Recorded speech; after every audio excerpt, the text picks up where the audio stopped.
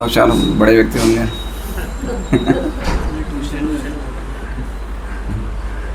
शील वेद व्यास कृत श्रीमद् भागवतम प्रथम स्कंद द्वितीय अध्याय श्लोक संख्या 33 शब्दार्थ अनुवाद तात्पर्य कृष्ण कृपा मूर्ति श्री श्रीमद् अभय चरणारविंद भक्तिवेदांत स्वामी श्री प्रभुपाद द्वारा असौ गुणमयैर्भावैर्भूत सूक्ष्मेन्द्रियात्मभिः स्वनिर्मितेषु निर्विष्टो भूंते भूतेषु तद्गुणान्। असौ वे परमात्मा गुणमय है, प्रकृति के गुणों से प्रभावित भावे है, स्वाभाविक रूप से भूत उत्पन्न सूक्ष्म सूक्ष्म इंद्रिया आत्म भी जीवों द्वारा स्वनिर्मितेषु अपनी ही सृष्टि में निर्विष्टः प्रवेश करके भूमते भोग के लिए प्रेरित करते हैं। भूतेषु जीवों में तद्गुणान प्रकृति के वे गुण। अनुवाद: भौतिक जगत के 3 गुणों से प्रभावित जीवों के देह में परमात्मा प्रविष्ट होते हैं और सूक्ष्म मन द्वारा 3 गुणों के फल भोगने हेतु जीवों को प्रेरित करते हैं। ओम अज्ञानतिमिरान्धस्य ज्ञानाञ्जनशलाकया चक्षुरुन्मीलितं येन तस्मै श्रीगुरुवे नमः। नाम श्रेष्ठम् अनुमपि शचीपुत्रमत्र स्वरूपं रूपं तस्यागजं गुरुपुरीं माधुरीं गोष्ठवाटीं राधाकुण्डं गिरिवरम् अहोराधिका माधवाशां प्राप्तो यस्य प्रतिकृपया श्रीगुरुं तं नतोऽस्मि। वन्देऽहं श्रीगुरोः श्रीयुतः पदकमलं श्रीगुरून् वैष्णवांश्च श्रीरूपं सहगृजातं सहगणरघुनाथान्वितं तं सजीवं साद्वैतं सावधूतं परिजनसहितं कृष्णचैतन्यदेवं श्री राधा कृष्ण पादान सहगण ललिता शिवशाखामितांश्च गुरु वैष्णव भगवान तीन स्मरण विघ्न विनाशन अनायास निजवांचित पूर्ण। हरे कृष्णा कृष्णा कृष्णा हरे हरे हरे राम राम राम हरे हरे। सभी भक्तों का भागवतम क्लास में स्वागत है।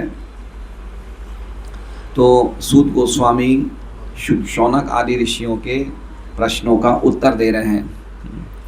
तो हमने कुछ बीच में हमारे कुछ इंटरप्शंस हो गए थे, जिस चक्कर में हमारी श्रृंखला थोड़ी सी ब्रेकअप हो गई है।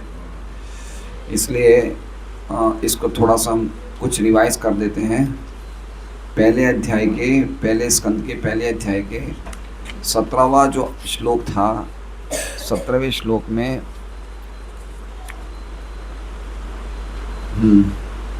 तो 17वें श्लोक में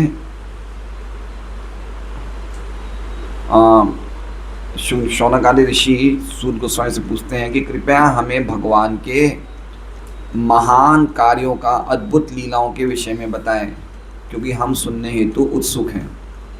ये जो प्रश्न था कि हमें भगवान के अवतारों की लीलाओं के बारे में बताएं, जिसको हम सुनने के उत्सुक हैं। तो इस जो प्रश्न का उत्तर है ये 4 श्लोकों में है, 30, 31, 32, 33।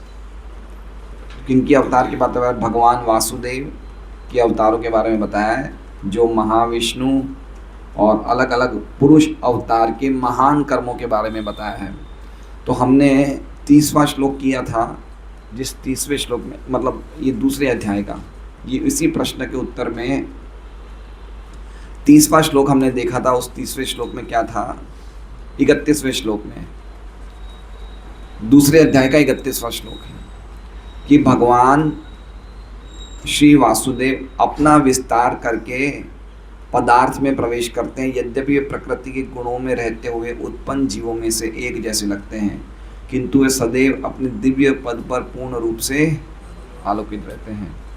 तो ये जो 31वां श्लोक था, ये भगवान का क्या कहते हैं गर्भोदक विष्णु के बारे में है श्लोक। और प्लस श्रीधर स्वामी ऐसा बताते हैं कि ये भगवान की प्रवेश लीला है। कौन सी लीला है? प्रवेश लीला, किस प्रकार से भगवान जगत में प्रवेश करते, तो इसे क्या कह रहे हैं, प्रवेश लीला है। और इसे क्या बताया, भगवान के जगत कारणत्व को बतलाया गया है। कारणत्व को मतलब भगवान सभी, 30वें श्लोक तक ये बताया है कि भगवान सभी जगतों के कारण हैं। ठीक है, सभी जगत की सृष्टि किसके द्वारा होती है, भगवान के द्वारा होती है। ठीक है, अब 31वें श्लोक में जो हमने पढ़ा उसमें बताया कि भगवान सभी वस्तुओं में भीतर प्रवेश करके उनके नियमन लीला को बतलाया जा रहा है। कौन सी लीला को, प्रवेश नियमन लीला। कौन से श्लोक में बताया गया, 31वें श्लोक में प्रवेश करते हैं और नियमन करते हैं। तो ये देखिए, एक बार समझिए, कृष्ण भावनामृत सेंटिमेंटल नहीं है, ये बड़ा साइंटिफिक है। ये हमें जो ये दर्शन प्राप्त है, ये कृष्ण भक्ति का जो सिद्धांत दर्शन प्राप्त है, इस दर्शन को प्राप्त करके व्यक्ति को प्रैक्टिस होनी चाहिए कि वो हर जगह भगवान की करामात को देखे। किसको देखे, करामात को। ज़रूरी नहीं कि भगवान का रूप ही हर जगह देखे, लेकिन कैसे हर चीज़ में भगवान का हाथ है उसको देखना के लिए प्रैक्टिस करना पड़ेगा। और अगर वो वास्तव में इस चीज़ का अभ्यास करता है तो ही वो कृष्ण भक्ति का अच्छा स्टूडेंट माना जाता है। ठीक है, उसको 24 घंटे देखना चाहिए कि किस तरह भगवान परमात्मा रूप में मुझे कैसे कैसे सहायता पहुंचा रहे हैं, और कैसे मेरे जीवन के एक बड़े एक्टिव प्रिंसिपल हैं भगवान। कौन से प्रिंसिपल हैं, एक्टिव प्रिंसिपल हैं। तो ये चीज़ देखने की अभ्यास हमें होना चाहिए। तो क्या कह रहे हैं 31वें श्लोक में, 30वां श्लोक था, ये देखिए, इन्हीं 4 श्लोकों के द्वारा भगवान के महान कर्मों का आप वर्णन करें, इस प्रश्न का उत्तर दिया जाएगा। कौन से 4 श्लोकों के 12, 30, 31, 32, 33। तो 30वें श्लोक में क्या देखा, भगवान के जगत कारणत्व को बतलाया जा चुका है। जगत कारणत्व को मतलब वो जगत के कारण हैं। जगत की सृष्टि भगवान अपनी शक्तियों से करते हैं, ये 30वें श्लोक में बताया गया। 31वें श्लोक में बताया जाएगा कि भगवान कैसे जगत में खाली कारण ही नहीं है, वो जगत में प्रवेश भी करते हैं और प्रवेश करके हर एक चीज़ को कंट्रोल भी करते हैं। कौन से श्लोक में बताया गया था, 31वें श्लोक में। आज जो हम श्लोक पढ़ रहे हैं वो कौन सा है, 33वां।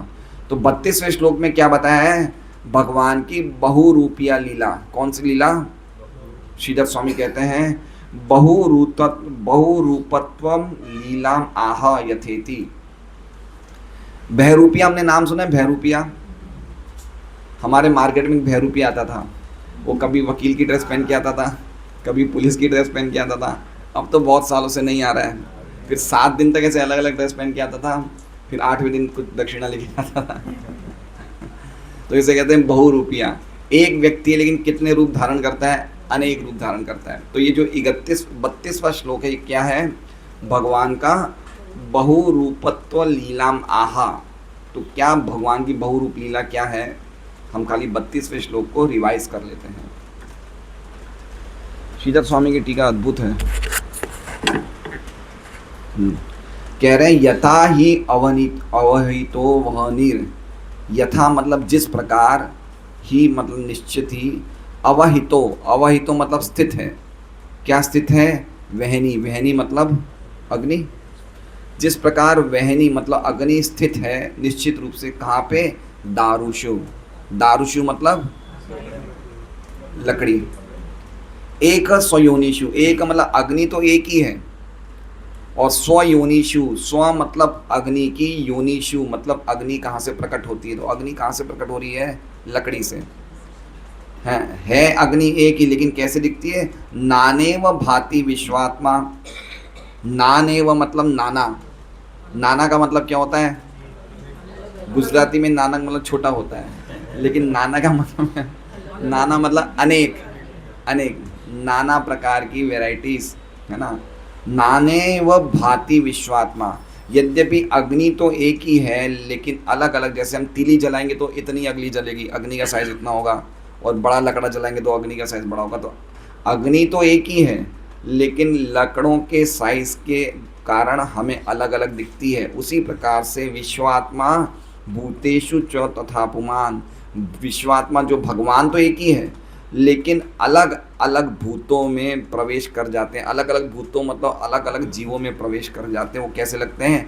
अलग अलग लगते हैं। वो खुद एक हैं, है ना, वो एक हैं, ठीक है, लेकिन अलग अलग लगने का मतलब क्या है कि अलग अलग व्यक्ति अलग अलग तरीके से कार्य कर रहे हैं। करवा रहे कौन है? भगवान। कार्य कौन कर रहा है? जीव। लेकिन अलग अलग कार्य, कोई डॉक्टरी का कार्य कर रहा है, कोई इंजीनियरिंग का कार्य कर रहा है, कोई व्यापार कर रहा है, कोई नौकरी कर रहा है, कोई और ही कुछ कर रहा है। कार्य एक ही व्यक्ति करवा रहा है, लेकिन सबको अलग अलग करवा रहा है। तो दो चीज़ हैं, एक हो गए विश्वात्मा और एक हो गए अणु आत्मा। तो अणु आत्मा बहुत है, लेकिन विश्वात्मा एक है। लेकिन जैसे ही विश्वात्मा सबके अंदर घुसते हैं, सबको तो एक ही कार्य करना चाहिए, लेकिन सब क्या कर रहे हैं? सब अलग अलग कार्य कर रहे हैं। क्यों अलग अलग कार्य कर रहे हैं? क्योंकि उनकी इच्छाएं अलग अलग हैं। उसके हिसाब से भगवान उनको सबको अलग अलग तरीके से प्रेरित कर रहे हैं। तो ये कौन सी लीला हुई भगवान की? बहुरूपत्व लीला। बहुरूप मतलब रूप तो उनका एक ही है, लेकिन अलग अलग शरीरों में जब प्रवेश करते हैं परमात्मा आत्मा के साथ, तो अलग अलग रूप में दिखते हैं, लेकिन है परमात्मा एक ही। जैसे मान लीजिए हम लोग 25-30 लोग यहाँ बैठे हैं, तो 25-30 जने बैठे तो होना लगना चाहिए कि 25-30 परमात्मा है, लेकिन परमात्मा एक ही है। 25-30 जीव हैं। तो ये चीज़ इस प्रिंसिपल को सिद्ध करता है कि जीव अनेक है, लेकिन परमात्मा एक है ना। ये प्रिंसिपल सिद्ध कर रहा है। अगर एक ही जीव होता, परमात्मा एक ही तो एक ही दिखते, सब अलग अलग क्यों दिख रहे हैं? ये बता रहा है कि जीवात्मा अनेक है, एको बहुनाम यो विदधाति कामान। एक व्यक्ति अनेक व्यक्तियों की इच्छाएं कामनाएं पूरी कर रहा है। तो ऐसे समझना चाहिए। और इस श्लोक में ये जो टीका है, 32वें श्लोक की टीका में श्रीधर स्वामी नहीं लिखते हैं, लेकिन विश्वनाथ चक्रवर्ती ठाकुर बहुत अच्छी बात बता रहे हैं कि यद्यपि परमात्मा सबके हृदय में है, लेकिन हमें दिखते नहीं हैं। तो ये जैसे लकड़ी को हम लोग घर्षण करके अग्नि उत्पन्न कर देते हैं, उसी प्रकार अगर हम प्रामाणिक रूप से श्रवण करेंगे तो भगवान प्रकट हो जाएंगे। ये चीज़ श्रीधर स्वामी ने नहीं लिखी, लेकिन विश्वनाथ चक्रवर्ती ठाकुर ने लिखी है। बहुत ही अद्भुत बात लिखी है। हमें एक हिंट दे रहे हैं कि वो भगवान जो सब जगह प्रवेश कर चुके हैं, उनको हम कैसे देखें। बहुत ही सुंदर बात है। श्रीधर स्वामी की टीका है। जिस प्रकार अग्नि अवहित लकड़ी के अलग अलग टुकड़ों में स्थित है, उसी प्रकार से इस ब्रह्मांड की जो आत्मा है अंतर्यामी विष्णु, वो हर एक भूत में स्थित है, भूतेषु। जिस प्रकार अग्नि को लकड़ी के घर्षण से उत्पन्न किया जाता है और लकड़ी को ही वो अग्नि जला देती है, उसी प्रकार से अगर हम ढंग से श्रवण और कीर्तन करेंगे तो परमात्मा प्रकट हो जाएंगे और परमात्मा ही जीव के ऊपर माया का आवरण हटा देंगे। कितनी सुंदर बात लगी है। लकड़ी का उदाहरण दिया ना, तो लकड़ी से अग्नि प्रकट होती है, लेकिन अग्नि लकड़ी को ही जला देती है। तो उसी प्रकार से श्रवण और कीर्तन से कौन प्रकट होंगे? श्रवण और कीर्तन शरीर से करा जाता है ना। हम शरीर के अंग हैं, कान और मुंह। तो कान और मुंह शरीर के अंग हैं, तो हम शरीर की हेल्प लेके भगवान का श्रवण और कीर्तन करेंगे। और जब श्रवण कीर्तन करने से परमात्मा प्रकट हो जाते हैं, तो वो ही शरीर को मतलब आत्मा के आवरण को परमात्मा हटा देते हैं। ये उदाहरण दिया था। इसलिए हमारा श्रवण और कीर्तन अद्भुत होना चाहिए। क्या होना चाहिए? कीर्तन मतलब ऐसा नहीं कि हमारे पास बहुत सारे म्यूजिकल इंस्ट्रूमेंट हैं और बड़ी सुरीली राग में गाएं, लेकिन सबसे पहले जोरदार होना चाहिए क्या? श्रवण। क्या होना चाहिए? अगर हम सुनेंगे नहीं तो परमात्मा प्रकट नहीं होंगे। और आज की तारीख में ये सबसे बड़ी गड़बड़ी है कि हम सुन नहीं रहे हैं। क्या नहीं कर रहे हैं? सुन नहीं रहे हैं। श्रवण के आचार्य कौन है सुरेश जी? परीक्षित महाराज। वो श्रवण के अधिकारी हैं, है ना। 7 दिन उन्होंने भागवत कथा सुनी, तो कितना ध्यान से सुना, है ना। और गीता जी में भी एक जगह कह रहे हैं कि अगर व्यक्ति चाहे कितना ही अज्ञानता हो, लेकिन अगर वो मृत्युम श्रुति परायणा, लेकिन अगर वो वास्तव में श्रुति परायणा है, अगर वो सुनने का बड़ा आतुर है तो मृत्यु को जीत लेता है। इसलिए सबसे ज़रूरी क्या है? सुनना, सुनना। और गीता जी भागवत में भी कहा गया है, शृण्वता श्रद्धया नित्य गृणतश्च सचेष्टितम कालेन नाति दीर्घेण भगवान विशते हृदि। जो श्रद्धा से सुनता है, शृण्वत श्रद्धया नित्यम गृणतश्च स्वचेष्टितम, अपने प्रयास करके ढंग से सुनता है, कालेन नाति दीर्घेण, बड़े लंबा समय नहीं लगेगा, बड़े कम समय में भगवान विशते हृदि, भगवान उसके हृदय में प्रवेश कर जाएंगे, प्रकट हो जाएंगे। तो हमें क्या इंपॉर्टेंट है? सुनना। हरे कृष्णा कृष्णा कृष्णा हरे हरे, हरे राम राम राम। अच्छी तरह सुन के जप करना और टाइम पास सुन के जप करना में इतना ही अंतर है जितना लोहे में और सोने में अंतर है। इसलिए बहुत इंपॉर्टेंट है। हम लोग इस बात को गंभीरता से नहीं ले रहे हैं। हम लोग जप पे अपना क्या कहते हैं, सिंसियरली हम लोग कॉन्सेंट्रेट नहीं कर पा रहे हैं, इसीलिए हमारे हृदय में परमात्मा प्रकट नहीं हो रहे हैं। ये बता रहे हैं कि लकड़ी से अग्नि प्रकट हो रही है, लकड़ी को ही जला देती है, उसी प्रकार से हमारा जो हृदय में क्या है, गुण संग पंकम, हमारे हृदय में क्या है? आत्मा शमलम, आत्मा का आवरण है, गुण संग पंकम, जो प्रकृति के 3 गुणों से जो हमने कीचड़ इकट्ठा करके रखा है हृदय में, वो सब भगवान के प्रॉपर वे में हम श्रवण कीर्तन करेंगे तो पूरा का पूरा निकल जाएगा। इसलिए हमें ध्यान से क्या करना चाहिए? श्रवण और कीर्तन। एक्चुअली में प्रभुपाद कितनी जगह लिखते हैं कि भक्तों की एक क्लास तो रोज होनी ही चाहिए, और हम सब भक्तों को रोज डेली, चाहे हम आधे घंटे ही करें चाहे पौन घंटे ही करें, भागवत एवं गीता भक्तों के संग में श्रवण करना चाहिए। उसकी बहुत ज़बरदस्त पोटेंसी है, बहुत ज़बरदस्त पोटेंसी है। सताम प्रसंगान मम वीर्य संविदो।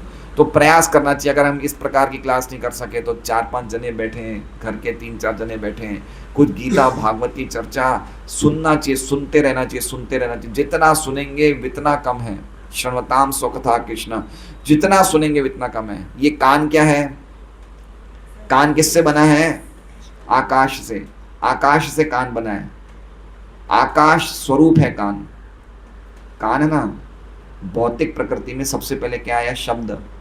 शब्द से बना आकाश, और शब्द को सुनने के लिए क्या बना? कान। तो शब्द, आकाश और कान, तीनों में एक ही प्रिंसिपल एलिमेंट है कि ये आकाश की तरह अनलिमिटेड है। तो कान में आप जितना भी डालो ये अनलिमिटेड है। कान कभी भरता नहीं है। बोलते बोलते हो सकता है आप थक जाओगे, भाई 64 माला करिए, मुंह से पानी पी लो, लेकिन कान कभी नहीं थकता है। सुनते रहो। क्या करते रहो? सुनते रहो। लेकिन ये मत सुनो कि आज कौन सा हार खरीदा है, कौन सी साड़ी खरीदी है, कब है उसकी सगाई, कब है उसकी शादी। यहाँ सुनती गड़बड़ हो जाएगी, है ना। अभी हम लोग वहाँ पे गुड़ादरा में भागवतम का दूसरा स्कंद कर रहे हैं। उसमें ब्रह्मा जी नारद जी को बोलते हैं कि भगवान को मैं खुद नहीं जानता हूँ, यद्यपि मैं भगवान से ही प्रकट हुआ हूँ, डायरेक्टली मैं भगवान से प्रकट हुआ हूँ, लेकिन उस भगवान के बारे में मैं नहीं जानता हूँ। लेकिन फिर भी मैं उनके अवतारों के क्रियाकलापों को सुनता हूँ, और उस सुनने से ही सभी प्रकार के शमल जो आत्मा में जो गंदगी वो सब निकल जाएगी। तो हम भगवान को जानते नहीं है, लेकिन सुन तो सकते हैं, सुन सकते हैं। इसलिए मेरा भक्तों से निवेदन है, ये मनुष्य जीवन क्या है? बहुत कीमती है। कैसा है ये? हम लोग यहाँ बैठे हैं ना, ये यहाँ बैठे हैं, ये भागवतम क्लास में, ये करोड़ों जन्मों तक प्रतीक्षा करिए तो हम कहीं जाके यहाँ बैठे हैं। समझ रहे बात को? हम ये हरे कृष्णा बोल रहे हैं ना मुंह से, ये करोड़ों जन्म लग गए इस स्टेज पे आने के लिए। हम मुंह से क्या बोल पा रहे हैं? करोड़ों जन्म लग गए इस स्टेज पे आने के लिए। हम मुंह से क्या बोल पा रहे हैं? हरे कृष्णा। ये लग रहा है कि आसान है, आसान नहीं है। अंदर कितनी सेटिंग्स चल रही है, क्या क्या अंदर शरीर के अंदर क्या क्या है, महत्त्व है, मन है, बुद्धि है, अहंकार है, वो कब कुछ लेवल पे प्रॉपर भगवान सेटिंग करते हैं तब कहीं जाके मुंह से निकलता है। और भगवान तो चाहते ही हम बोले, हम रुक रहे हैं। भगवान ने मनुष्य जीवन क्यों दिया है? भगवान बुलवाना चाहते लेकिन हम नहीं बोल रहे। भगवान चाहते हैं तुम बोलो। भगवान हमें शक्ति दे रहे हैं। चैतन्य महाप्रभु के रूप में भगवान ने हम सबको नाम लेने की शक्ति दी है। दूसरे युगों में नाम लेने की शक्ति नहीं दी गई थी, लेकिन इस युग में भगवान ने हमें नाम लेने की भी शक्ति। नाम भी भगवान की कृपा से ले रहे हैं, लेकिन फिर भी नहीं ले रहे हैं। इसलिए नामों का जप सदैव चलते रहना चाहिए, कभी रुकना नहीं चाहिए। और पर्टिकुलरली अच्छी तरह। कैसे? हम कम से कम जो 16 माला करें वो तो हमारी बिल्कुल क्वालिटी की होनी चाहिए। जैसे हमारे घर मेहमान आते हैं तो कितना ध्यान रख के हम एक एक आइटम बनाते हैं, सब्जी। जैसे मान लीजिए कि कोई लड़की है हमारे घर में, लड़के वाले देखने हैं तो क्या तैयारी रखते हैं, हर चीज़ बिल्कुल जोरदार होनी चाहिए। सही बात है, नहीं सही बात है? बदलना समाता जी, है ना? लेकिन हम इस चीज़ पे ध्यान नहीं देते। हम कैसे बोलेंगे कृष्णा नाम, कैसे सुनेंगे? कहीं भी बाइक लेते हुए 16 माला पूरी कर देते, गाड़ी चलाते हुए 16 माला पूरी कर देते। ऐसे नहीं करना चाहिए। कृष्ण नाम में हमारा इतना प्रेम होना चाहिए, बिल्कुल हृदय से ढंग से सुनना चाहिए। अगर हम ढंग से सुनेंगे हृदय के कलमश मिटेंगे, और अगर ढंग से नहीं सुनेंगे हृदय के कलमश बढ़ जाएंगे। भक्ति सिद्धांत सरस्वती ठाकुर कहते हैं, व्यक्ति जो भगवान के नाम का जप कर रहा है लेकिन नहीं ढंग से सुन रहा है तो उसकी हृदय की कामनाएं बढ़ जाएगी। इसलिए इस बात की बहुत इंपॉर्टेंस है कि जैसे अग्नि लकड़ी को जला देती है, उसी प्रकार ढंग से श्रवण कीर्तन करेंगे तो भगवान हमारे हृदय की गंदगी को जला देंगे। अब आज का जो श्लोक है 33वां श्लोक, उसमें भगवान की भोग लीला का वर्णन है। कौन सी लीला का? देखिए 30वें श्लोक में था जगत कारणत्वम लीला, 31वें श्लोक में था प्रवेश नियमन लीला, 32वें श्लोक में था बहुरूपत्वम लीला, और 33वें श्लोक में क्या है? ये मुझे सब मैटर श्रीधर स्वामी की टीका से मिलता है। 33वें श्लोक में है, हाँ, भोग रूपा लीला। भगवान क्या करते हैं? भोग करते हैं। ये बहुत सुंदर श्लोक है, तो ये श्लोक हम समझने का प्रयास करेंगे। असौ गुणमयेर भावेर, असौ मतलब वो परमात्मा, असौ मतलब अभी हम किसकी बात कर रहे हैं? हम भगवान विष्णु की बात कर रहे हैं ना, पुरुष अवतार की बात कर रहे हैं। असौ मतलब भगवान जो परमात्मा रूप में, 3 विष्णु हैं ये तो हमें पता है। एक सभी ब्रह्मांड के परमात्मा वो महाविष्णु, एक हर एक ब्रह्मांड के परमात्मा वो गर्भोदकशाही विष्णु, और हर एक के जीव में जो रहने वाले परमात्मा हैं, जो अणु अणु में रहने वाले हैं, वो शिरोदकशाही विष्णु, है ना? तो तीनों विष्णु परमात्मा है। विष्णुस्तु त्रीणि रूपाणी। तो कह रहे हैं असौ गुणमयेर भावेर, असौ मतलब वो परमात्मा, गुणमयेर भावेर, गुणमयेर मतलब हम लोग, हम कैसे हो गए हैं? हमारा भाव कैसा हो गया? गुणमयी। जैसे मान लीजिए सब्जी में नमक ज़्यादा डल जाए तो सब्जी कैसे हो जाती है? लवणमयी हो जाती है, नमकमयी, नमक ही उसका स्वरूप हो जाता है। तो अभी हमारा भाव कैसा हो गया? गुणमय। क्यों? क्योंकि हम गुणों से प्रभावित हैं। हम गुणों से प्रभावित हैं, इसलिए क्या भाव हो गया हमारा? गुणमय। अब देखिए आगे क्या लिखे हैं, भूत सूक्ष्मेंद्रिय आत्मा भी। तो इसका अर्थ बता रहे हैं भावार्थ दीपिका में। साव, हाँ, भगवान की इस श्लोक में भगवान की भोग स्वरूपिणी लीला को बतलाया जा रहा है। कौन सी लीला को? भोग स्वरूपिणी। भगवान प्रवेश भी करते हैं, भगवान अनेक अनेक रूप धारण भी करते हैं। अनेक अनेक रूप धारण मतलब एक ही रूप है लेकिन लग रहा है ऐसा अनेक अनेक। और तीसरा भोग लीला। भोग लीला मतलब लग रहा है कि भगवान भोग कर रहे हैं लेकिन भगवान भोग नहीं कर रहे हैं, तो लीला को बतलाया जा रहा है। ये कह रहे हैं श्री हरि ही भूत सूक्ष्मो अर्थात पंच तन्मात्रा। देखिए भूत सूक्ष्म लिखा हुआ है, पहले भूत सूक्ष्म का अर्थ समझे। भूत सूक्ष्म का अर्थ क्या है? भूत सूक्ष्म का अर्थ है इंद्रिय विषय।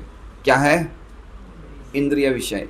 इंद्रिय विषय का कितनी इंद्रिय विषय कीर्ति? इंद्रिय विषय कितनी है? 5। क्या नाम बताओ? मन बुद्धि। आज तुम्हारा मन बुद्धि आउट हो गया क्लास से। एक जमाने में हमारी कीर्ति बहुत अच्छी स्टूडेंट हुआ करती थी। क्या बातें कर रही हो कीर्ति? मन बुद्धि। आइज तो इंद्रियां हैं, इंद्रिय विषय क्या है? रस, गंध, स्पर्श, शब्द और स्पर्श। स्पर्श, हाँ, रूप हो गया। तो ये इसे क्या कहते हैं? भूत सूक्ष्म। भूत सूक्ष्म मतलब ये सूक्ष्म है, बहुत सूक्ष्म है। इसे एक इनका नाम है तन्मात्र। क्या नाम है? तन्मात्र। एक इन्हें कहते हैं इंद्रिय विषय। तो 3 नाम है, भूत सूक्ष्म, तन्मात्र, इंद्रिय विषय। एक ही चीज़ है, रूप शब्द स्पर्श ये सब चीज़ एक ही चीज़ है। तो क्या कह रहे हैं? असौ गुणमयेर भावेर भूत सूक्ष्म इंद्रिय। तो ये कह रहे हैं श्री हरि ही भूत सूक्ष्म अर्थात पंच तन्मात्राओं, श्रोत्र आदि इंद्रियों तथा मन आदि के द्वारा निर्मित, क्या कह रहे हैं, भूत सूक्ष्म मतलब तन्मात्रा हो गया, इंद्रिय का अर्थ हो गया इंद्रियां हो गई। जैसे शब्द की इंद्रियां कौन सी हो गई, शब्द सुनने वाली इंद्रिय कौन सी हो गई, कान। तो 5 विषय हैं तो 5 इंद्रियां हैं, ठीक है। तो इंद्रियों का अर्थ हो गया इंद्रियां, और आत्मा भी का अर्थ हो गया मन। आत्मा भी का अर्थ क्या है, मन। आत्मा के लिए कभी कभी आत्मा को भी कहा जाता है, परमात्मा को भी कहा जाता है, कभी मन को भी कहा जाता है। तो कह रहे हैं मन आदि के द्वारा निर्मित चारों प्रकार के देव। अब देखिए बहुत इंपॉर्टेंट बात है, हमारा शरीर किन से निर्मित होता है, ये 3 चीज़ों से। कौन सी 3 चीज़ें से, तन्मात्रा, इंद्रिया और शरीर और मन, सॉरी। ये हमारा शरीर किससे निर्मित होता है, तन्मात्रा, पंचमहाभूत से। तो पंचमहाभूत तो फाइनल प्रोडक्ट है। देखिए पंचमहाभूत जो है, भूमि जल अग्नि वायु आकाश, वो तो ये शरीर बनता है, वो बात सही है। लेकिन इसके पहले कौन सा रूप कौन मिलेगा, ये कौन धारण करता है, ये इसके अंदर के कारण कौन से हैं, हम किस प्रकार का इंद्रिय भोग करते हैं, मन में क्या इच्छाएं चल रही है ना, मन में हमारा क्या चीज़ का चिंतन चल रहा है। जैसे मान लीजिए भरत महाराज ने मन में किसका चिंतन किया, तो हिरण का शरीर मिल गया ना। तो हिरण का शरीर भी 5 महाभूतों से बना हुआ है, लेकिन उसके पहले कारण क्या था, उन्होंने मन में हिरण के बारे में सोचा। तो ये कह रहे हैं कि कारण क्या है। देखिए बहुत इंपॉर्टेंट श्लोक है, इसको ध्यान से समझिए। मन आदि के द्वारा, श्रोत इंद्रिय विषय इंद्रिय तथा मन आदि के द्वारा निर्मित। अब इसमें कहाँ लिखा हुआ है निर्मित, स्वनिर्मितेषु, कहाँ लिखा हुआ है, स्व मतलब भगवान के द्वारा खुद, और निर्मितेषु मतलब भगवान ने निर्माण किया है। क्या निर्माण किया है, तो कह रहे हैं, क्या कह रहे हैं, 4 प्रकार के शरीर, 4 प्रकार के शरीर निर्माण किए। कौन कौन से, देव, मनुष्य, तिर्यक तथा स्थावर।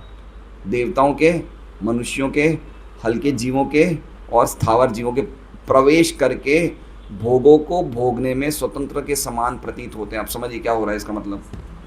इसका मतलब भगवान क्या करते हैं, सबसे पहले जीवात्मा को बना दिया, जीवात्मा तो बना हुआ ही है, शरीरों को बना दिया।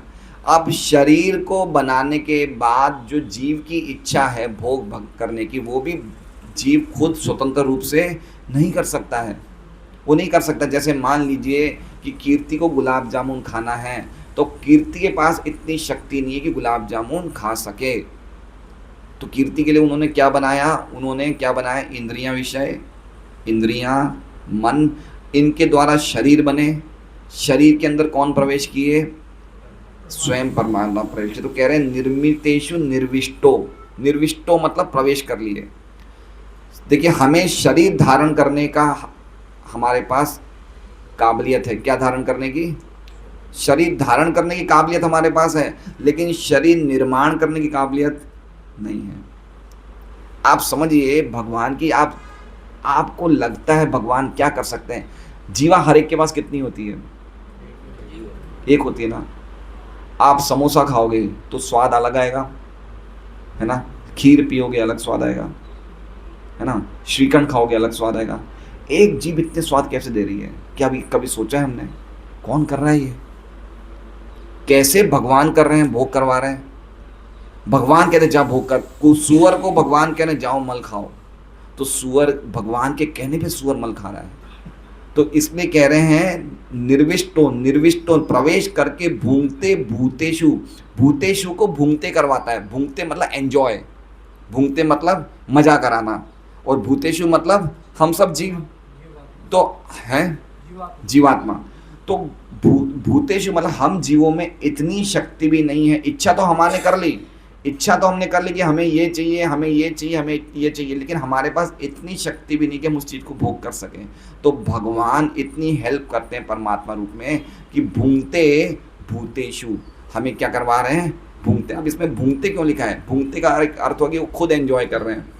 भूंगते का अर्थ क्या हो गया, भूंगते का अर्थ होता है वो खुद ही एंजॉय कर रहे हैं, खुद ही मजा कर रहे हैं भगवान, लेकिन भगवान को हमारे वाले सुखों में कोई मजा नहीं है। तो भूंगते का अर्थ क्या बता रहे हैं, देखिए यहाँ श्रीधर स्वामी क्या कह रहे हैं। ये चीज़ें क्या है, बहुत अद्भुत है। मैं तो चाहता हूँ आप लोग इन भागवत में डूब जाइए, इतना अद्भुत अर्थ है भागवत का, बहुत ही ज़बरदस्त भागवत है।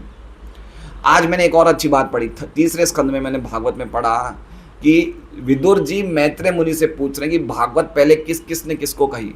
तो मैत्रेय मुनि ने बताया कि भाई भागवत तो जो है सत्यलोक में रहते हैं ब्रह्मा जी के 4 बेटे, कौन? 4 कुमार। उन्होंने भागवत सुनने की इच्छा करी तो उन्होंने भागवत सुनी किनसे? भगवान संकर्षण से। भगवान संकर्षण कहाँ है? नीचे गर्भोदक सागर में। तो पता है कैसे गए? सत्यलोक से कैसे गए वो लोग गर्भोदक सागर में? गंगा जी के रास्ते से। कैसे गए? गंगा जी के रास्ते से। तो जब वो नीचे पहुंचे गर्भोदक सागर मतलब पाताल लोक से भी नीचे, वहां पहुंचे तो उनकी चोटियां सबकी गीली थी। तो उसमें भागवत में लिखा है कि गंगा जी के रास्ते से है ना, इनकी इसलिए बाल गीले थे।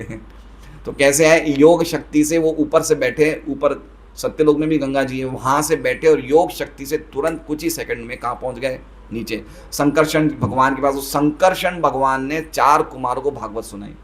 ये ऐसा नहीं है कि ये 5000 साल पहले सुखदेव गोस्वामी ने पढ़ी, वो तो सुनाई। इसके पहले कब से सुनी चली आ रही है? 4 कुमारों को भगवान संकर्षण ने भागवत सुनाई। फिर 4 कुमार ने सांख्यायन ऋषि को सुनाई। सांख्यायन ऋषि ने पराशर मुनि और बृहस्पति को सुनाई। पराशर मुनि ने मैत्रेय मुनि को सुनाई और मैत्रेय मुनि ने विदुर जी को सुनाई। तो ऐसे अलग अलग भागवतम के अलग अलग चल रहा है। वहाँ पे कई अलग शिव जी पार्वती जी को सुना रहे हैं, यहाँ पे ये सिस्टम। मतलब इतनी भागवत कोई ऐसा नहीं समझना चाहिए 5000 साल पहले, भागवत सृष्टि के टाइम से चली आ रही है। ओरिजिनल भगवान ने ब्रह्मा जी को सुनाई 4 श्लोकों में। वो 4 श्लोकों को एक्सपांड करके वेद व्यास जी ने 18,000 श्लोक कर दिए। तो भागवत में इतनी सब चीज़ें हैं, इतना ज़बरदस्त नॉलेज है। और जब हम ये आचार्य की टीका से समझेंगे तो हमें पता चलेगा कि भागवत का क्या रस है। तो हम क्या सुन रहे थे? हाँ, तो कह रहे हैं इन 4 प्रकार की इन जीवों में प्रवेश करके भोगों को भोगने में स्वतंत्रता के समान प्रतीत होते हैं। भोगों को भोगने में स्वतंत्र समान प्रतीत होते हैं मतलब हमें क्या लग रहा है कि हम भोग रहे हैं, है ना? लेकिन कौन भोगवा रहा है? भगवान भोगवा रहे हैं। देखिए एक बात समझिए, आप खाली इतना समझिए कि हम लोग चल रहे हैं, हमें पता है ना हम चलते हैं, लेकिन पैरों के अंदर क्या सिस्टम चल रहा है जिससे हम चल रहे हैं हमें पता चलता है? पैर कैसे सिस्टम में अंदर काम कर रहे हैं वो हमें पता चलता है?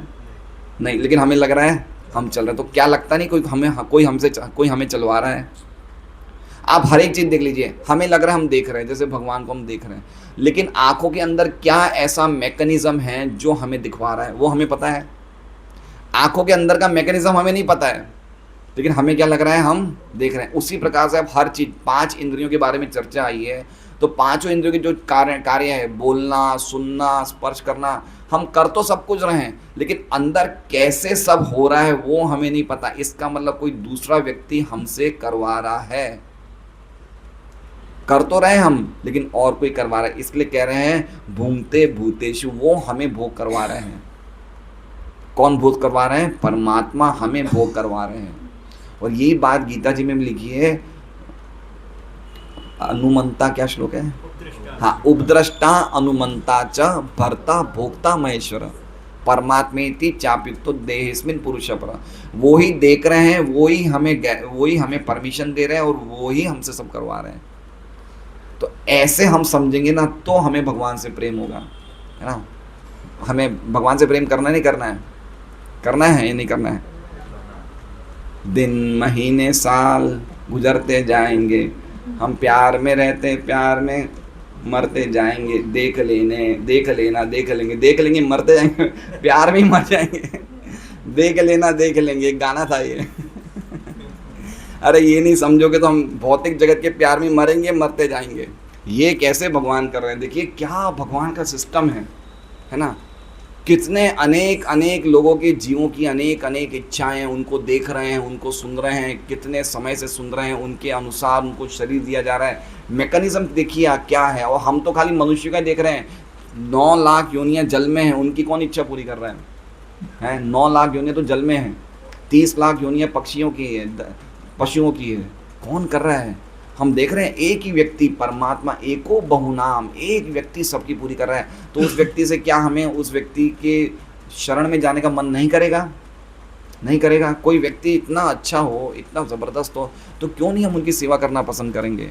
इसलिए ये सब पढ़ने से हमारे हरे कृष्णा कृष्णा कृष्णा हरे हरे, हरे राम राम राम हरे, ये क्वालिटी में बहुत अंतर आ जाएगा। जब तक हम ये नहीं सुनेंगे तब तक हमारी जप की क्वालिटी नहीं सुधरेगी। इसलिए कहा गया है भागवत सुनने से ही भक्ति उत्पन्न होती है। नाम जप करने से तो होती है, लेकिन नाम कैसे जपेंगे जब ये नहीं सुनेंगे तो। इसलिए भक्तिया शुद्ध ग्रहित, आप भगवान भागवत की बात, भगवान ग्रंथों की बात सुनते हैं। जैसे कंप्यूटर, आप बहुत होशियार हो लेकिन कंप्यूटर का एक अलग ही मैकेनिज्म होता है, आप कंप्यूटर हर एक व्यक्ति नहीं चला सकता है। उसी प्रकार से भगवान को हर एक व्यक्ति नहीं समझ सकता जब तक वो सुनेगा नहीं।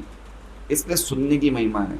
ग्रंथों को हमें, हमारी भाषा ही ग्रंथों वाली भाषा होनी चाहिए, है ना। क्या कहते हैं, कौन से चक्षु, शास्त्र चक्षु, शास्त्र चक्षु। आगे हम देखते हैं और क्या बता रहे हैं। आप लोगों के पास समय तो है ना आज। देखिए आगे क्या कह रहे हैं, उन विषयों को भोग करते हैं। अब भोग करने का अर्थ क्या है, या इसका मतलब है भोग कराते हैं। उसमें लिखा हुआ है भूंगते, मतलब भगवान स्वयं भोग करते हैं, लेकिन इसको कैसे समझना चाहिए, भोग कराते हैं। और दूसरा अर्थ क्या है भोग करने का, भोग कराने वाले का पालन करते हैं। तो भूंगते के दो अर्थ, तीन अर्थ हुए। एक तो खुद भोगते हैं, तो अल्टीमेटली तो भगवान ही असली भोगता है, समझ गए। लेकिन उनको हमारे भोग में दिलचस्पी नहीं है। आप समझ रहे हैं बात को। देखिए भगवान सबके हृदय में वास करते हैं आत्मा के साथ, लेकिन खा कौन रहा है ना। हमें कहा गया है उपनिषद में कि एक पक्षी, दो पक्षी एक शरीर में रहते हैं, एक पक्षी खाता है, एक पक्षी देखता है। तो भगवान को हमारे भोग में कोई इंटरेस्ट नहीं है। आप समझ रहे हैं। आप एक बात नहीं देखते हैं, हम कोई भी एक दृश्य देखते हैं, एक दृश्य देखने से हमारी चेतना प्रभावित हो जाती है, सही बात है। और भगवान कितने जगत, कितने दृश्य देखते हैं, हर एक शरीर में प्रवेश करते हैं, कितने दृश्य भगवान देख रहे हैं, लेकिन बिल्कुल प्रभावित नहीं होते। क्या लग नहीं रहा है इतनी महानता है। वो बिल्कुल न्यूट्रल रहते हैं, उनको जगत का एक भी दृश्य प्रभावित नहीं करता है। तो इतने शरीरों में हैं, जीव खा रहे हैं टेस्टी चीज़ें, टेस्टी चीज़ों का जीव आस्वादन कर रहा है, लेकिन भगवान बिल्कुल अपने आप में आत्मा राम है ना। इसलिए कह रहे हैं भूंगते का मतलब क्या समझना चाहिए, जीव को भोग करवा रहा है, क्योंकि जीव भोग भी अपने आप नहीं कर सकता है। वो इतना ज़्यादा डिपेंडेंट है। देखिए भक्ति का अर्थ है अपनी डिपेंडेंसी को स्वीकार करना। बड़े व्यक्ति के सामने झुक जाना उसका मतलब भक्ति है। खुद बड़ा मत बनो, बड़े के सामने झुक जाओ, है ना। हम लोग बड़े के सामने झुकना नहीं चाहते, बड़े से एक होना चाहते हैं।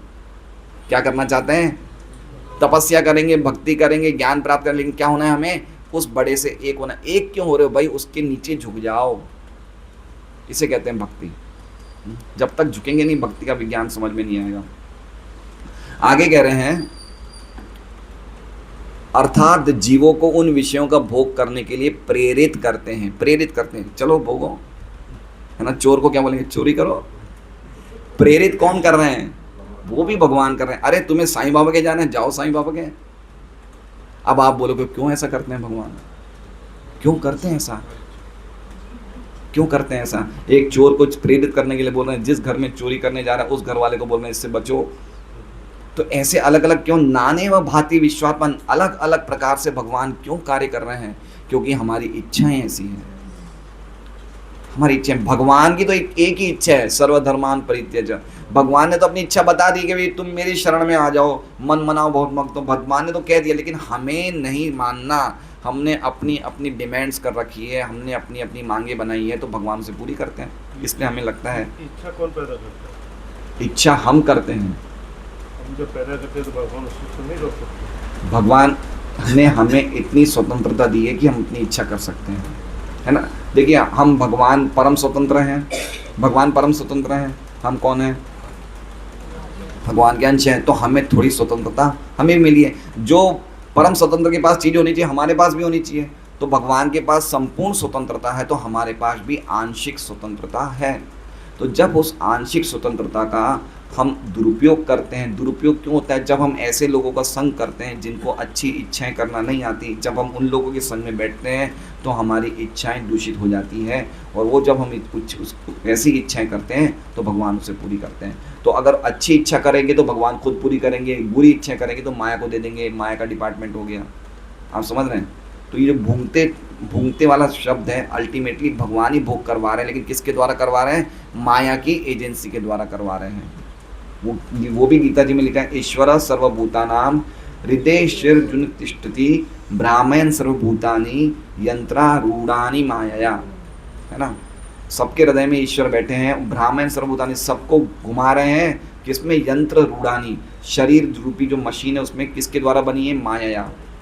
तो अल्टीमेटली माया ही हमें करवा रही है, लेकिन हमारी इच्छा प्योर नहीं हुई है। अगर आप अपनी इच्छा प्योर कर लोगे कि हे कृष्णा, मुझे आज से आपकी शरण में जाना है, मुझे आज से आपके धाम में जाना है, मैं परेशान हो गया हूँ, अब मुझे शुद्ध भक्ति करना है, मैं आपकी शरणों में आना चाहता हूँ, फिर कृष्णा आपका पूरा ध्यान रखेंगे, फिर कृष्णा आपका स्पेशल प्रोटेक्शन करेंगे, खाली इतना करने से। समझ रहे हैं आप? इच्छा करने का हमें हक है, इच्छा हम कर सकते हैं, लेकिन इच्छाएं जब तक शुद्ध नहीं होगी तब तक कृष्णा हमें डायरेक्टली हमारे जीवन में नहीं आएंगे, माया के द्वारा हमारी इच्छा पूरी करेंगे। तो इस प्रकार भगवान अलग अलग लोगों को प्रेरित कर रहे हैं। और अब हम लोग और क्या लिखा है श्रीधर स्वामी की टीका में और देख लेते हैं हम। ठीक है, अब हम प्रभुपाद जी की टीका पढ़ते हैं। विश्वनाथ चक्रवर्ती ठाकुर की टीका में देखते हैं क्या लिखा हुआ है।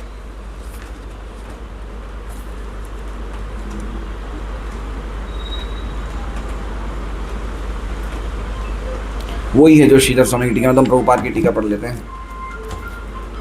सर्वाधिक बुद्धिमान जीव ब्रह्मा से लेकर नगण्य चींटी तक जीवों की 84 लाख योनियां हैं, और ये सब की सब अपने सूक्ष्म मन तथा स्थूल शरीर की इच्छाओं के अनुसार भौतिक संसार का भोग करती है। अब देखिए पॉइंट ये कहा गया है कि 84 लाख योनियां हैं, और 84 लाख योनियों के सोर्स 4 हैं। कितने सोर्स है? 4। ये 84 लाख योनियां 4 सोर्स से आती हैं। एक तो आती है गर्भ से, एक आती है अंड से, एक आती है बीज से, और एक आती है स्वेद से, पसीने से, है ना। जैसे खटमल है, खटमल कहाँ से आते हैं? पसीने से आते हैं, है ना। अगर हमारे चद्दर पे, पलंग पे गंदगी होगी, पसीने होंगे तो खटमल तुरंत आ जाएंगे। तो खटमल उस स्थिति का फ़ायदा उठाते खटमल पैदा हो जाते हैं। बीज से कौन आते हैं? पेड़ पौधे बीज से आते हैं, अंडों से आते हैं, पशु पक्षी अंडों से आते हैं, और गर्भ से हम लोग आते हैं। तो 4 सोर्स से 84 लाख योनियां हैं, और कहा गया है कि ये अपने सूक्ष्म मन तथा स्थूल शरीर की इच्छाओं के अनुसार भौतिक संसार का भोग करती है। तो भोग शरीर नहीं कर रहा है, कौन कर रहा है? इंद्रियां। कौन कर रहा है? देखिए आत्मा भी भोग नहीं कर रहा है, आत्मा तो निर्लिप्त है, आत्मा को भोग में कोई इंटरेस्ट नहीं है। समझ रहे हैं? आत्मा भौतिक जगत के भोग से बिल्कुल अलग है। वो तो सो रही है अंदर, उसको कोई इंटरेस्ट ही नहीं है। वो तो जब तक आध्यात्मिक आनंद नहीं सुनेगी तब तक वो आत्मा एक्शन में नहीं आएगी। तो आत्मा भोग नहीं कर रही है। शरीर कैसे भोग करेगा? शरीर तो मरा हुआ है। तो भोग कौन कर रहा है? इसलिए कह रहे हैं इंद्रियां मन के साथ, इंद्रियां सूक्ष्म मन तथा स्थूल शरीर की इच्छाओं के अनुसार, मन जैसी इच्छा करता है उसके अनुसार क्या मिलता है? शरीर मिलता है। तो शरीर क्या है? हमें एक जगह मिला है जहाँ पे हम भोग कर सकें, क्योंकि शरीर भी तो चाहिए ना हमें भोग करने के लिए। हमें जीभ तो चाहिए स्वादिष्ट खाने के लिए, आंखें तो चाहिए देखने के लिए, लेकिन इसको बनाता कौन है? मन और इंद्रियां। तो ऐसे ब्रह्मा से लेके चींटी तक अनेक योनियां, 84 लाख योनियां, जिनको ये सब कार्य में कर रहे हैं, और सबको भोग भगवान करवा रहे हैं। स्थूल भौतिक शरीर सूक्ष्म मन की अवस्थाओं पर आधारित होता है, और इंद्रियां जीव की इच्छा अनुसार उत्पन्न की जाती है। तो मन और इंद्रियां, देखिए जीव क्या करता है? एक शरीर में मन और इंद्रियों के अनुसार इच्छा करता है, और दूसरे शरीर का निर्माण कर देता है, और फिर दूसरे शरीर में जाके फिर उसमें अलग प्रकार की इच्छाएं करता है, फिर एक और शरीर का निर्माण करता है। तो मन शरीर का निर्माण करता है, शरीर मन का निर्माण करता है। ये चलते आ रहा है। जैसे एक बीज से पेड़ हुआ, पेड़ से फिर वापस बीज हुए, फिर वापस बीज से पेड़ हुआ। इसलिए मन में क्या रखना चाहिए हमें? मन में श्री कृष्ण का चिंतन चलते रहना चाहिए। कृष्ण के बारे में सोचेंगे तो मन और कान का कचरा हट जाएगा। चेतो दर्पण मार्जनम। इसलिए कृष्ण के बारे में सुनते रहिए, कथा के द्वारा, कीर्तन के द्वारा, जप के द्वारा, भक्तों के संग के द्वारा कृष्ण कीर्तन, कृष्ण स्मरण चलते रहना चाहिए, जिससे कि मन में शुद्ध इच्छाएं बनी रहें। इच्छाओं को नहीं मारना है, इच्छाओं को नहीं मारना है, इच्छाओं को क्या करना है, शुद्ध करना है। ये हमारे देखिए एक श्लोक, एक ग्रंथ है भक्ति रसामल सिंधु, उसका सार क्या है, अन्याभिलाषिता शून्य, अन्य अभिलाषाएं शून्य कर दीजिए। कितनी अभिलाषाएं, अन्य जो भक्ति के अलावा की जो इच्छा है उनको जीरो कर दीजिए, लेकिन भक्ति की इच्छाएं तो रहनी चाहिए। तो भक्ति की इच्छा क्या है, हरे कृष्णा कृष्णा कृष्णा हरे हरे, हरे राम राम राम हरे हरे। हमें हे कृष्ण आप अपनी सेवा में लगाइए, इच्छा ही है ना, ये इच्छा है, ये इच्छा है। हमें खाली बोलना है हृदय से, बाकी सब चीज़ें हमें प्रोवाइड हो चुकी है। तो ऐसे बोलने से हमारी इच्छाएं शुद्ध होगी। ये चीज़ें तभी हमें समझ में आएगी जब हमारा नाम जब अच्छा चल रहा है। तो ये ग्रंथों में हमें आस्वादन आएगा, ग्रंथों में आस्वादन नहीं हो रहा है ना हमें, सही बात है। अभी हमने काउंसलिंग मीटिंग करी थी वहाँ पे पिछले शनिवार, आप तो आए थे, आप लोग दोनों, अच्छा आप भी तो थे। तो उसमें हमने क्या कहा था कि जैसे व्यक्ति को नशा हो जाता है शराब का, ड्रग्स का, कि उसे चाहिए ही चाहिए, तो वैसे ही ग्रंथों का हमें क्या होना चाहिए, नशा होना चाहिए। हमें आचार्य की कृपा मिलेगी कि आज तो मैं गीता नहीं पढ़ा हूँ, अब मैं बिना गीता पढ़े कैसे सोऊंगा। आज मेरे भागवतम के 25 पेज नहीं हुए, बिना भागवतम पढ़े कैसे सोऊंगा। जब तक ये इच्छा नहीं होगी ना तो भगवान अपना भक्ति का रस देंगे नहीं, ये इच्छा होनी चाहिए। हम शादी जाते हैं 5 दिन छोड़ देते हैं, है ना, सही बात है। माला हो सकता है करते हो, माला नहीं छोड़ते, लेकिन ग्रंथ सबसे पहला अटैक हम किस पे करते हैं, ग्रंथ पे। अरे कोई सुनने वाले थोड़ी, रख दो इन्हें कहीं पे। अरे स्वयं भगवान है, माला भी सही नहीं होती है, सही बात है ना। इसलिए चलो माला तो कोई बात नहीं, हमें रोज करनी, लेकिन ग्रंथों का भी हमें कोटा रोज रखना चाहिए।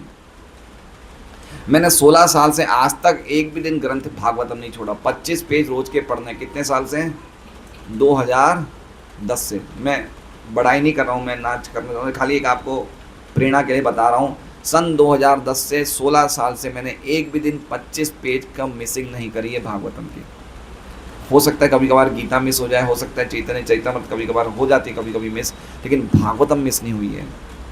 तो भागवतम भी तो देख रही है ना सामने वाले व्यक्ति को, मेरे में इतना इंटरेस्ट है, वो भी तो देख रहे हैं ना। देखिए ये चीज़ें आपस में क्या है, वो है रेसिप्रोकेटिव है, आदान प्रदान। वो देखता है मेरे में इंटरेस्ट है, तो हमें भी उनको थोड़ा, वो भी अपना अर्थ को प्रकाशित करती है, स्वयं प्रकाशित है ना, वो अपने अर्थ को प्रकाशित करेगी। अब भागवत देखिए, ये तो व्यक्ति पढ़ता ही नहीं, मुझे 4 दिन से बंद कर रखा है ना, तो इसको भी बंद कर दो।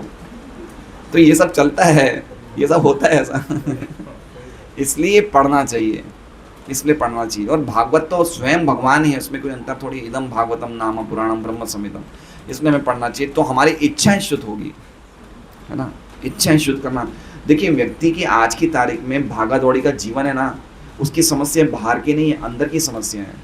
अंदर से व्यक्ति खाली हो गया है पूरा, भागा दौड़ी के जीवन में अंदर से खोखला हो गया व्यक्ति, है ना। उसे पता ही नहीं, उसके मन में हजारों इच्छाएं आ रही है, हजारों नशे, हजारों अनर्थ, और कहता है झंडा लेके घूम रहे, मैं आज़ाद हो गया, आज़ाद हो गया। अरे ऐसे थोड़ी कोई आज़ाद होता है, इंडिपेंडेंस नहीं। अरे भाई तुम अंदर गुलाम बने रखे हो, इंद्रियों के गुलाम बन गए, मन के गुलाम बन गए, कैसे आज़ाद हो गए। तो ये जो भागा दौड़ी का जीवन है ना, रेस्टलेसनेस, इसे हिंदी में क्या बोलते हैं, रेस्टलेसनेस को, है रेस्टलेसनेस, हिंदी में क्या बोलते हैं, रेस्टलेस, मतलब भाग दौड़ वाला जीवन। हाँ, रेस्टलेसनेस को मतलब कुछ बोलते हैं, याद नहीं आ रहा, मतलब रेस्टलेस मतलब बहुत ज़्यादा परेशान है, तो आराम करने का टाइम है। भागा दौड़ी ज़्यादा जीवन मतलब कहीं जीवन में अंदर शांति नहीं है। तो प्रभुपाद कहते हैं कि तुम बुक्स नहीं पढ़ोगे तो मन में शांति नहीं आएगी। और मन की तपस्या है, 17वें अध्याय में मन की तपस्या में प्रभुपाद लिखते हैं कि ग्रंथों को पढ़ने से मन में शांति आती है। आप देख लीजिए, कभी आप महसूस करिए, आप एक बार गीता भागवत लेके बैठ जाओ ना, आपके मन में तुरंत एक प्रकार का हृदय बिल्कुल शांत हो जाएगा, मन शांति मिलेगी। तो बहुत ज़रूरी है। हाँ यस, बेचैनी, राइट शब्द, बेचैनी, बिल्कुल सही। तो हम लोग बेचैन रहते हैं हमेशा, और ये बेचैनी बढ़ती है, पर्टिकुलरली जो भक्ति में आने के बाद भी अगर हम भागवत ग्रंथ नहीं पढ़ेंगे तो हमारी बेचैनी बढ़ जाएगी। तो बेचैनी को दूर करने के लिए नियमित रूप से भागवत पढ़ना चाहिए। पर्टिकुलरली जिन्होंने दीक्षा ले ली है उनको तो 1 घंटा, पौन घंटा, आधा घंटा, जितना समय है पढ़ना चाहिए। मन लगे नहीं लगे एक आगे की बात है, लेकिन हमारी हैबिट बनानी चाहिए अगर हमें नशा करना है भागवत जी का। श्री भगवान परमात्मा रूप में जीव को भौतिक सुख प्राप्त करने में सहायक बनते हैं, क्योंकि जीव अपनी इच्छा के अनुसार कोई भी भौतिक सुख प्राप्त करने में पूर्ण रूप से अक्षम है। कैसे अक्षम है? थोड़ा आंशिक अक्षम नहीं है, पूर्ण रूप से अक्षम, मतलब कुछ कर ही नहीं सकता है। आप समझ रहे हैं? इतना ज़्यादा डिपेंडेंट है। प्रभुपाद एक जगह लिखते हैं कि मल मूत्र पास भी अपनी इच्छा से नहीं कर सकता है, इतना ज़्यादा डिपेंडेंट है। मल मूत्र पास करने के ऊपर भी एक देवता है जो उसको कंट्रोल कर रहे हैं, है ना। हमारी अक्षमता तो देखिए, हमें गर्व किस चीज़ का है? हम भोग भी नहीं कर सकते। तो क्या करना चाहिए? जो भोग की चीज़ें मिले उसके पहले भगवान को प्रार्थना धन्यवाद नहीं देना चाहिए। सब कुछ भगवान दे रहे हैं। देखिए, ये तो जीवात्माओं की बात है। आज हम सब लोग अच्छे घरों में है नहीं हैं, सबके अच्छे अच्छे घर बने हुए हैं। क्या चीज़ की कमी है? भगवान ने सबको दिया है, सब कुछ दिया है। हम लोग इस पर्टिकुलर सबकी ऐसी स्थितियों की भी अभी अगर काम धंधा भी बंद कर दें तो भी कुछ ना कुछ ऐसी सेविंग्स करके उससे काम चला सकते हैं। इतनी सुविधा भगवान ने दी है, सब कुछ दिया है, तो हमें कितना भगवान को धन्यवाद देना चाहिए बताइए।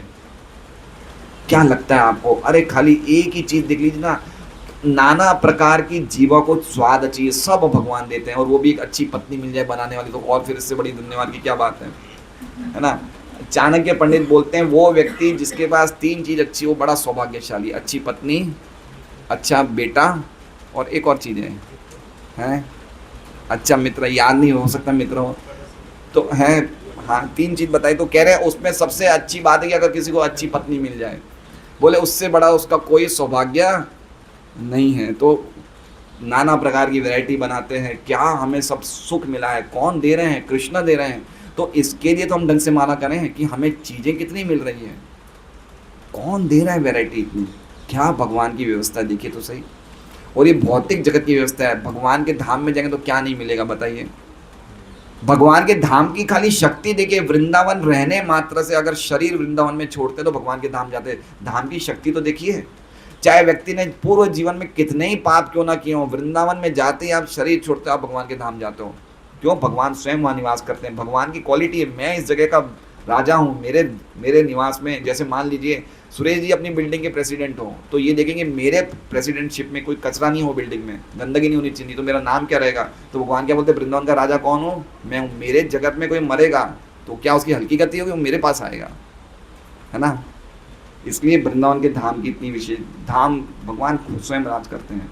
तो पर्टिकुलरली मेरा कहने का मतलब ये है कि भगवान को हमें धन्यवाद देना चाहिए। वो इच्छा करने वाला है और श्री भगवान उसका नियमन करने वाले। वो इच्छा करने वाला मतलब हम लोग हैं। मैन प्रपोजेस, गॉड डिस्पोजेस, इसे ऐसे बोला जाता है। आशा ये है कि समस्त जीव श्री भगवान के अंश हैं, अतः वे श्री भगवान से अभिन्न हैं। अभिन्न है मतलब हमारा उनसे अभिन्न है, मतलब हम उनके अंश ही है ना। तो वो भगवान तो नहीं है, लेकिन भगवान से हम अलग भी नहीं हो सकते हैं ना। सूर्य की किरण और सूर्य की किरण कभी भी सूर्य से अलग नहीं हो सकता है, अभिन्न है, लेकिन फिर भी सूर्य तो नहीं है। तो उस प्रकार से संबंध है हमारा भगवान से। श्रीमद् भगवद गीता में श्री भगवान ने विविध शरीरधारी जीवों को अपना पुत्र कहा है। कौन सा श्लोक है? सौदर्शन रूप बताइए, कहाँ पे भगवान ने जीवों को अपना पुत्र कहा है?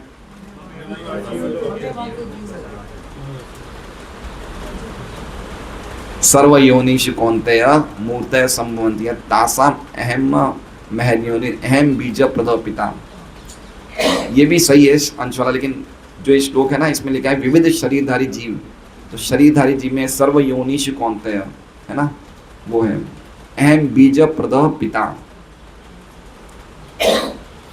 पुत्रों के सुख एवं दुख परोक्ष रूप से पिता के भी सुख एवं दुख होते हैं, तो भी पुत्रों के सुख दुख से पिता प्रत्यक्ष रूप से प्रभावित नहीं होते। देखिए बहुत सुंदर बात बता रहे हैं। देखिए, पुत्रों के सुख तथा दुख परोक्ष रूप से, परोक्ष का मतलब होता है इनडायरेक्ट वे में, इनडायरेक्ट वे में पिता के भी सुख और दुख। जैसे मान लीजिए कि अगर मान लीजिए कि सुरेश जी का एक बेटा है जिसका नाम है अमन।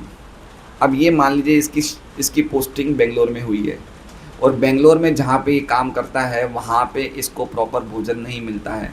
तो डायरेक्ट दुख किसको हो रहा है? डायरेक्ट दुख अमन को, उसको प्रॉपर नहीं मिल रहा। लेकिन इनडायरेक्ट दुख किसको हो रहा है? इनके माँ बाप को, कि भाई मेरा बेटा वहाँ पे है, मैं तो यहाँ अच्छी तरह खा रहा हूँ, लेकिन उसको क्यों नहीं मिल रहा है। तो उसी प्रकार से भगवान अपने पुत्रों के लिए, डायरेक्ट दुख तो हमें मिल रहा है, लेकिन भगवान को दुख हो रहा है ये यहाँ भौतिक जगत में फालतू घूम रहा है जन्म मृत्यु के चक्कर में, काश मेरे पास आ जाता। तो इसे कह रहे हैं परोक्ष और प्रत्यक्ष। परोक्ष दुख भगवान को होता है, भगवान बड़े चिंतित हैं हमारे बारे में। चैतन्य महाप्रभु हरिदास ठाकुर बोलते हैं कि अरे हरिदास, ये इतने सारे जीवों का कैसे कल्याण होगा? तो हरिदास बोलते हैं आपका नाम लेने से पेड़ पौधों का कल्याण हो जाएगा, जीवों का क्यों नहीं होगा, है ना? इसलिए क्या लेना चाहिए? जोर से हरे नाम, हरे कृष्णा कृष्णा कृष्णा हरे हरे, हरे राम राम राम हरे हरे। तो भी पुत्रों के सुख दुख से पिता प्रत्यक्ष रूप से प्रभावित नहीं होते। वे इतने दयालु हैं कि वे जीव के साथ परमात्मा रूप में निरंतर बने रहते। परमात्मा रूप में जैसे मान लीजिए मैंने कहा कि भाई हमारे बच्चे कहीं बाहर पढ़ते हैं तो हम टाइम पे पैसा भेजते रहते ना कि भाई उसकी वो आना नहीं चाहता मेरे पास, कम से कम उसकी सहायता तो जाती रहे। तो इसी प्रकार से जीव मेरे पास आना नहीं चाह रहा है, लेकिन उसको उसकी भोग की व्यवस्था उसको सब मिलती रहे। और जीव का वे इतने दयालु हैं कि जीव के साथ परमात्मा रूप में निरंतर बने रहते हैं और जीव को वास्तविक सुख की ओर प्रेरित करते रहते हैं। कितनी ज़बरदस्त बात है। देखिए एक तरह क्या कर रहे हैं, भगवान ने जगत क्यों बनाया? 2 कारण बता दिए। पहली बात कि भगवान दयालु हैं, हमारे साथ बने रहना चाहते हैं और हमें भोग दे रहे हैं, भोग देने में हेल्प कर रहे हैं। और दूसरी बात क्या है, हमें साइड पे साइड क्या कर रहे हैं कि मेरे पास आ जाओ। कैसे करते हैं? शास्त्रों के द्वारा, साधु के द्वारा, गुरु के द्वारा। तो भगवान के 2 काम चल रहे हैं। एक तरफ हमें क्या दे रहे हैं? भोग दे रहे हैं। जैसे मान लीजिए कि सुरेश जी जाए बेंगलोर अमन के पास और गाड़ी चलाते चले, बोले अमन बेटा तो खुश है ना, सही है ना, ठीक है। अमन बोले ठीक है ना, लेकिन बेटा अच्छा होगा कि तू मेरे साथ चल सुन, है ना। तो दोनों काम कर रहे हैं ना। एक तरफ ये उनको फैसिलिटी भी दे रहे हैं, भाई तू यहाँ रहे, और दूसरी तरफ उनकी खुद की इच्छा वो भी बता रहे कि तू मेरे साथ वापस सूरत आ जा। तो उसी प्रकार से ये 2 बहुत, देखिए प्रभुपाद की जो टीका है ना वो इतनी ज़बरदस्त है। अगर हम एक एक लाइन समझेंगे ना उनमें कितनी गहरी बातें हैं। दूसरी तरफ प्रेरित कर रहे हैं कृष्ण कि भौतिक जगत दुख में है। भगवान गीता जी में कितनी जगह कहते हैं दुखालयम शाश्वतम अनित्यम असुखम लोकम। तो हमें समझना चाहिए कितना दुख है यहाँ पे, कितना कष्ट है यहाँ पे हर समय। जब तक आप भक्ति नहीं करोगे तो आपको कष्ट भी नहीं पता चलेगा। कष्ट भी कब पता चलेगा? भक्ति करने के बाद ही जगत के स्वरूप का आपको आइडेंटिटी, असली आइडेंटिटी पता चलेगी कि जगत में कितने कष्ट हैं। भक्ति करने के पहले तो आपको पता ही चलेगा, हमें लगेगा ये कष्ट तो मैं ऐसे ही हटा दूंगा, है ना।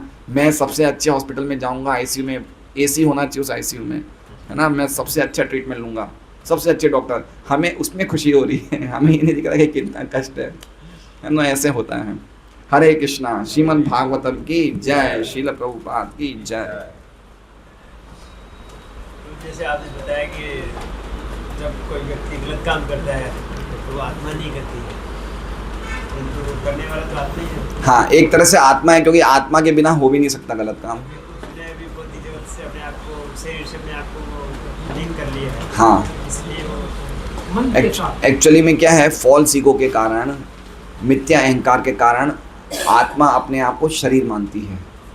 बदली देखा जाए तो आत्मा कोई पाप कर ही नहीं सकती है ना, लेकिन आत्मा अपने आप को शरीर मानती है और उस कारण से उसका जो मानना है ना कि मैं शरीर हूँ, मैं मन हूँ, उसके कारण वो पाप करती। तो अल्टीमेटली वो पाप नहीं करे, लेकिन फिर भी पाप का तो उसको जवाबदारी लेनी पड़ेगी।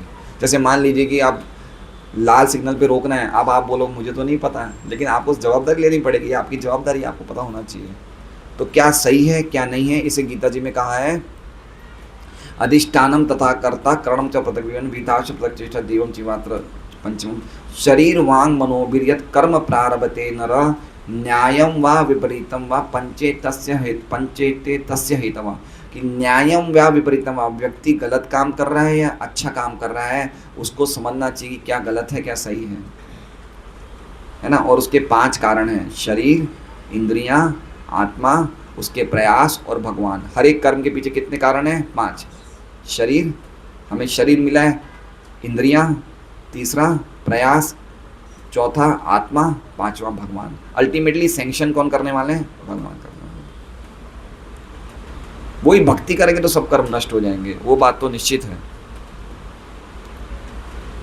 आपने बोला देखा जाए तो भगवान हम सबके पिता हैं, तो हम लोग के हाथ में सिर्फ इच्छा करना है और कुछ हमारे हाथ में नहीं। इच्छा करना है, हमने सिर्फ इच्छा की और एक्शन भी आपके हाथ में है ना। एक्शन तो प्रभु भगवान करवा रहे हैं। हाँ, भगवान करवा रहे हैं, करवा हो रहे हैं, तो गलती हमारी कहाँ है? हमने सिर्फ इच्छा की, यही एक गलती थी। इसमें देखिए मैं बताता हूँ, गीता जी में कहा गया है कर्मणेव अधिकारस्ते माँ फलेषु, कर्म का अधिकार करना भी मेरा है। तो इच्छा अगर सब तक इच्छा हम सही नहीं करेंगे तब तक कर्म ही गड़बड़ होंगे। आप समझ रहे हैं? अल्टीमेटली इच्छा करने के बाद भी हमसे कभी कभी एक्शंस तो गलत होते ही है ना। जैसे आपको पता है, हमें सबको पता है कि हमें भगवान के धाम जाना है, भगवान का प्रेम प्राप्त करना है, लेकिन फिर भी हमारे कर्म तो कभी कभी गड़बड़ हो ही जाते हैं। इसलिए कर्म करने का अधिकार भी हमें है।